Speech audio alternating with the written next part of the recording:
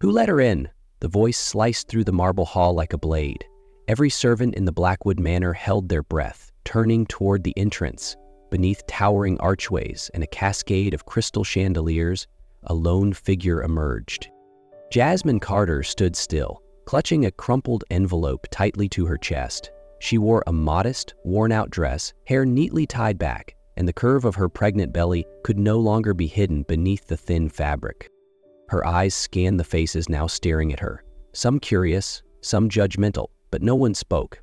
They didn't have to. Their expressions said it all. "She was expelled," someone whispered. "And now she dares to return?" Jasmine said nothing. She drew a long, trembling breath, her narrow shoulders rising, then stepped up the marble staircase. In her hands, she carried nothing but a letter and a truth too heavy to deny. She wasn't there to ask for forgiveness. She didn't need a second chance. She had returned, not to beg, but to bring truth back into the room where it was once silenced. From the top of the stairs, Ethan Blackwood appeared. The man who had once cast her out without mercy now stood frozen, eyes caught somewhere between shock and dread. 6 months hadn't erased the memory of that storm-swept night. 6 months earlier, the iron gates of the Blackwood Manor creaked open, groaning like a place that had long forgotten how to welcome anyone. Jasmine Carter stood outside, shoulders burdened by a threadbare backpack, hands trembling as they gripped a stack of papers. Her face was composed, but her eyes carried a desperation that had learned how to stay silent. Mrs. Whitmore, the housekeeper of many years, opened the door. Her expression unreadable, her voice sharp as a blade. "You're 5 minutes late." "I'm sorry." Jasmine bowed her head. "The first bus." "Rule number 1, Whitmore cut her off, stepping past the threshold like a shadow, tall and stern. "Never explain." Jasmine fell quiet, clutching her documents to her chest. A clean conduct certificate, a letter of recommendation from the Hope Haven shelter, and a medical report confirming her virginity.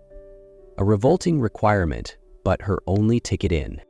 Inside, the mansion was polished to perfection, so pristine it felt inhuman. Thick carpet swallowed the sound of footsteps. Jasmine followed Whitmore through halls lined with silent maids, their uniforms immaculate, their eyes colder than porcelain. "Rule number 2, Whitmore continued, voice flat. "You are never to be noticed. You are air, a piece of furniture." Jasmine nodded, lips pressed tightly. "Rule number 3, the woman paused before a narrow room at the far end of the corridor.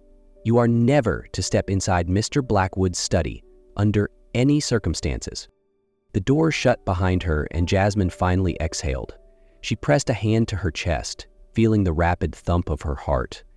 In her fingers, the silver crucifix her mother had once given her still hung.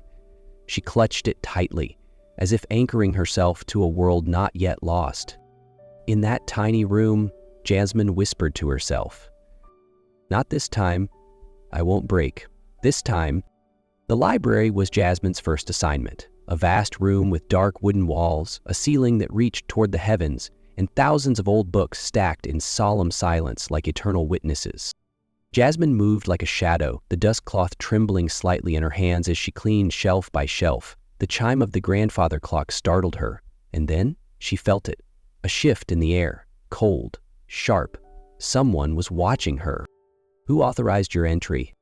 The voice came from behind, low but commanding. Jasmine turned slowly, the cloth slipping from her grasp. Ethan Blackwood stood at the threshold, tall, immaculate. A custom black suit hugged his frame like armor, but it was his eyes, amber, framed by thick lashes, burning with a steel-wrapped fire that rooted her to the floor. I was assigned the library, sir," she said quietly, eyes dropping in obedience to the rules. "Look at me." His voice was thunder and silk, resonant, deliberate, striking something deep within her spine. Jasmine raised her gaze. For a heartbeat, time faltered. Their eyes met, and something unnamed passed between them. "Your name?" Ethan stepped forward, each stride seeming to draw the very air with him. "Jasmine Carter, 18. A faint, cruel smile touched his lips. "The orphanage sent you?" Before she could answer, something slipped from his pocket. A worn photograph. Jasmine bent to retrieve it out of instinct, but froze when she saw it clearly. Ethan, younger, smiling beside a woman cradling a baby, joy in their eyes. "Don't touch that," he growled. But Jasmine's fingers had already brushed the edge. A jolt of cold shot through her.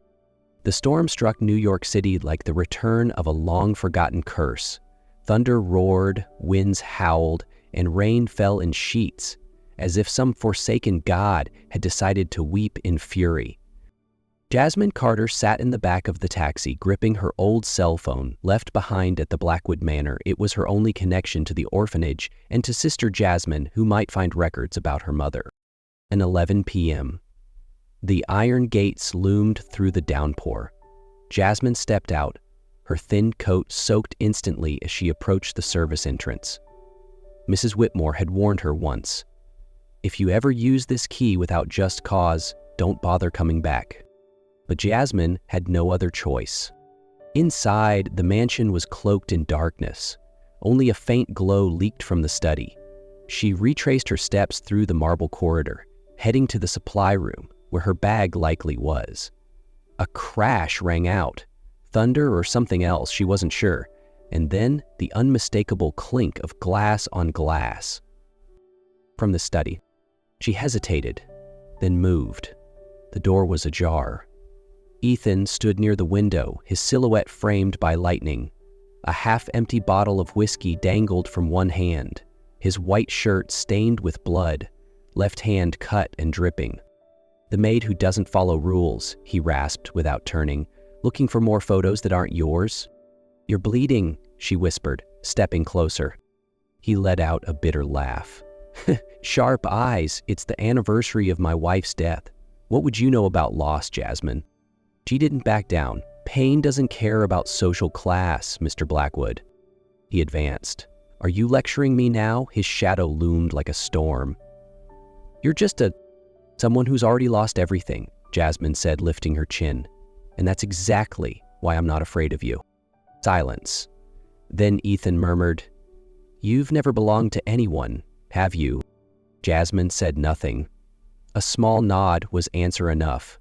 In that moment, there were no rules, no roles, just two human beings, bare, wounded, and alone. Thunder cracked above them as his mouth found hers, as if the storm itself was the only place bold enough to hold something so forbidden. 3 weeks later, the morning at the Blackwood Manor looked like any other, but Jasmine knew this day would mark an ending. Her stomach curled each morning, and today marked the third in a row. The child was growing inside her. Mrs. Whitmore entered her room, gaze sharp as ever. "Should I assume Mr. Blackwood is the father?" Jasmine wiped her mouth, steadying herself. "My personal life is none of your concern." "In this house," Whitmore snapped, "everything is my concern." Less than an hour later, Jasmine was summoned to the study. Ethan stood by the window, back turned, gripping an envelope in his hand. "How much?" he asked, voice cold as stone. "Excuse me?" Jasmine whispered. "How much for your silence and disappearance?" She froze. Not from surprise, but from the sting. "You think I came back for money? You're an orphan, poor, untouched. You appeared on the anniversary of my wife's death. Convenient, isn't it?" Jasmine let out a dry laugh, eyes damp but refusing to cry. "No, I came back because I forgot my phone. Without it, I can't reach the orphanage." Ethan didn't flinch. "This is your termination letter, along with enough money to start a new life, somewhere far away." Jasmine didn't look at the envelope. Instead, she reached into her pocket and pulled out a wrinkled letter. "I wrote this the morning after that night, before I knew about the baby, before you became this." She placed the letter on his desk, her gaze void of expectation. "You don't have to read it, but one day, you will." Jasmine walked out of the study without looking back. The letter remained on the desk, and Ethan stood frozen, saying nothing. Rain had begun to fall by the time she reached the gates. No one came to see her off. Only Mrs. Whitmore, sharp-eyed as ever, and a few scattered maids pretending to be busy, their eyes gleaming with quiet satisfaction. No hands reached for her. No one dared say goodbye. Only her footsteps echoed across the marble, like defiance carved in rhythm. Jasmine held her head high. No rage, no regret, only the rain, carrying her dignity away from a place that once tried to bury it. 6 months, 180 nights, and each night, Jasmine Carter still heard the thunder from that evening, the night everything ignited, began, and shattered. When she returned to the Blackwood Manor, there was no rain, but the sky was just as gray as the memory. Her hands carried nothing but one resting gently over the curve of her belly. 6 months of pregnancy, 6 months of silence. But today, she had not come to plead. She had come to remind someone of a truth he had tried to bury. The housemaids froze as she entered. Some turned away, others stared. No one spoke.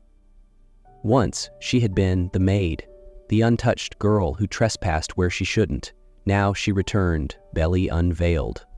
Not hidden, but held high like a banner. I survived, and I'm not afraid anymore. She's not allowed. Mrs. Whitmore stepped forward, voice sharp as ever. Let her in, Ethan's voice called from the top of the staircase. Silence fell like a curtain. Jasmine lifted her chin. He stood tall as ever, sculpted from stone. But something cracked in his eyes when he saw her. Like a truth he'd tried to forget taking form before him. They entered the study. No one spoke. There was no need. On the desk, it waited. The letter. Still sealed. Edges yellowing, her heart ached. You never read it, did you? She asked, not accusing, only sad. Ethan looked at the letter as if it were both sacred and dangerous. His hand trembled as he lifted it. Slowly, he opened the seal and read, eyes moving across every line. Ethan, by the time you read this, I will have left. Not out of fear, but to preserve what dignity I had left after that stormy night. I don't write to demand anything. I write so you'll know that what happened between us wasn't a mistake. At least, not to me. You once asked if I had ever belonged to anyone. The answer was no, until that night.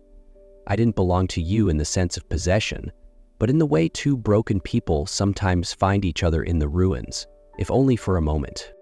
I know who I am, an orphan girl, poor, nameless, unremarkable. But that doesn't make what I felt for you cheap.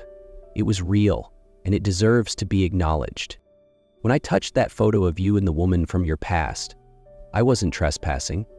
I was trying to understand the pain behind your eyes, because I too carry losses I've never dared to name. I don't need you to love me, but I need you to know that honest feeling doesn't come to destroy, it comes to illuminate. If someday you find this letter and your storm has passed, read it, not with your logic, but with whatever part of you still remembers how to ache, to long, and to love. I am leaving, not because you cast me out, but because I choose not to stay where truth is denied. But I carry no resentment, only a piece of that night, when I was truly alive, if only once. That was the truth, and if you are brave enough to face truth, perhaps this could still be a beginning. Jasmine, the air in the room thickened. Ethan inhaled sharply. His hands clutched the edge of the desk. Why didn't you make me read it? He whispered. Because I didn't want to beg, Jasmine answered. Her eyes held no tears. Because people only read the truth when they're ready to be hurt by it. He stepped closer. Then, before anyone could stop it, Ethan dropped to his knees. No performance, no strategy. Just a man finally realizing that something weighed more than pride, more than control, a truth he had refused to face. He pressed his forehead against her belly. I don't deserve you, but please, don't let me keep running forever. Jasmine placed her hand on his shoulder. I didn't return to be kept, she said. I returned so you'd never forget what we both lost. 2 days after Jasmine's return, someone unexpected arrived at the Blackwood Manor. Richard Blackwood, Ethan's father, the man who had vanished from his life after his mother's death. Ethan faced him in the study, where the pale morning light cast long shadows, echoing secrets left unspoken for decades. "Why are you here?" Ethan asked, tension coiling in every word. Richard looked at his son as if he'd aged 10 more years. "To tell you something I've lacked the courage to say for 20 years. Ethan's jaw clenched, his eyes narrowed. "Your mother's death," Richard paused, his voice catching. "It wasn't an accident." The air froze. "She took her own life because she discovered I had betrayed her. I was planning to marry someone else for a political alliance to save the company." Ethan stepped back as if struck. "Victoria, your wife, found out the truth. She threatened to expose everything. I ordered someone to scare her. Just a warning. But she died," Ethan said, voice like splintered steel. Richard bowed his head. "I didn't want that, but I started a chain of mistakes I couldn't stop." Silence fell. "Why now?" Ethan asked, voice low. "Because you're about to become a father," Richard replied softly. "And you need to know, if you want to break this legacy of darkness, you have to face it first." Ethan turned away, but the redness in his eyes spoke volumes. He did not forgive. But he understood now. To love rightly, sometimes you must learn from the worst. The grand hall of the Blackwood Enterprises glowed under chandeliers, hundreds of eyes from media, shareholders, and business elites locked onto Ethan as he stepped onto the emergency press podium. In his hand was a sheet of paper, not a financial report, but Jasmine's letter, now neatly folded like a sacred testimony. "A year ago," Ethan began, his voice reverberating like thunder, "I let a woman walk out of my life. Not because she was wrong, but because I was too much of a coward to admit that truth hurts more than lies." A wave of murmurs rippled across the room, but Ethan stood tall. "Jasmine Carter, she's not just a maid. She's the first person who ever looked at me without fear, the one who loved me, not for my power, but for the man buried beneath it." A senior shareholder cut in, "Are you turning a scandal into some romantic speech?" Ethan replied, eyes cold and cutting. "I'm turning a rotting legacy into a future worth living. If I have to choose between my unborn child and the reputation you're trying to protect, I choose my child." Tension filled the air like a taut string. Then applause broke out from the last man anyone expected, Richard Blackwood, his father. "My son," he said, voice firm, "has done what I never had the courage to do. Place love above power." And then Jasmine appeared at the back of the hall. Blue dress, rounded belly, eyes shining like a lighthouse cutting through every shadow. Ethan stepped off the podium. No need for judgment, no need for forgiveness. He needed only one thing, to walk toward the woman he chose. The old chapel of the Blackwood Manor had never witnessed a wedding like this. No lavish display, no nobles or aristocrats, only those who had once witnessed pain, and now were here to witness the opposite, healing. Jasmine stood before the mirror, her hand trembling slightly as Mrs. Whitmore fastened the pearl necklace, the only jewelry left from Ethan's mother. "Do you think Elena would have accepted me?" Jasmine whispered. Mrs. Whitmore looked at her through the mirror, her voice soft for the first time. "If she were alive, I believe she would have opened the door for you that night." Music began to play. Not the usual wedding march, but a piano composition Ethan had written. A fusion of his mother's favorite melody and a new one, written just for Jasmine. Ethan stood at the altar, in a plain suit, no emblems, no symbols, just a man who had learned to love after losing everything. When Jasmine appeared at the doorway, the room held its breath. Her 7-month belly did not dim her beauty. It made every step she took a declaration of hope. The vows were not long. Ethan looked at her and said, "I used to think strength meant letting no one close, but you touched the weakest part of me and never walked away." Jasmine smiled, eyes glistening.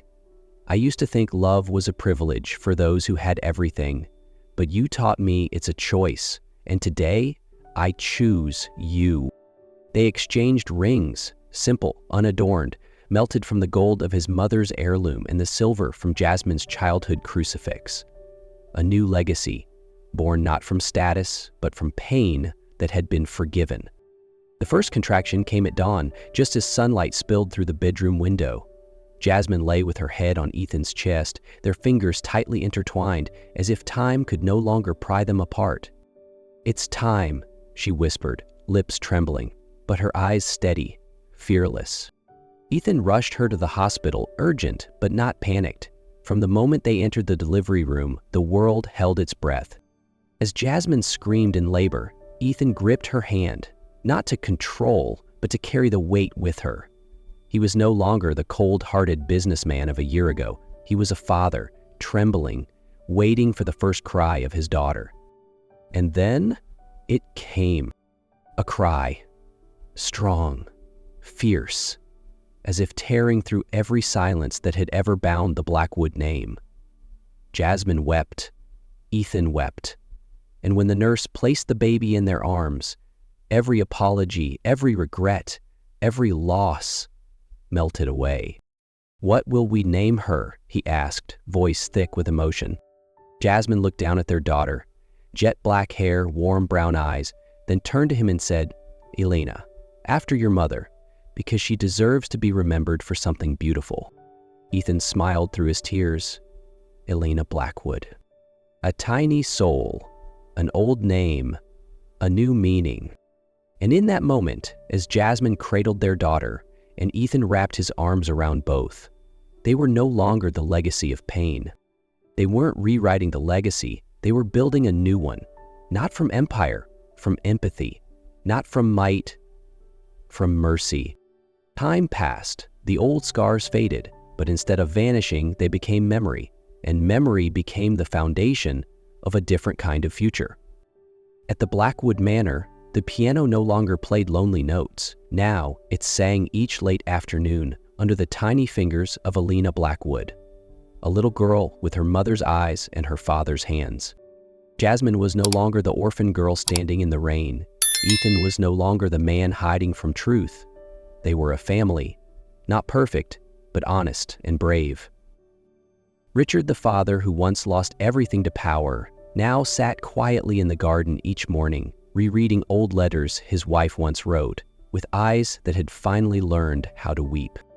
And in a quiet corner of Ethan's study, the once wrinkled letter still remained, now framed in glass, a declaration of truth once ignored but never erased.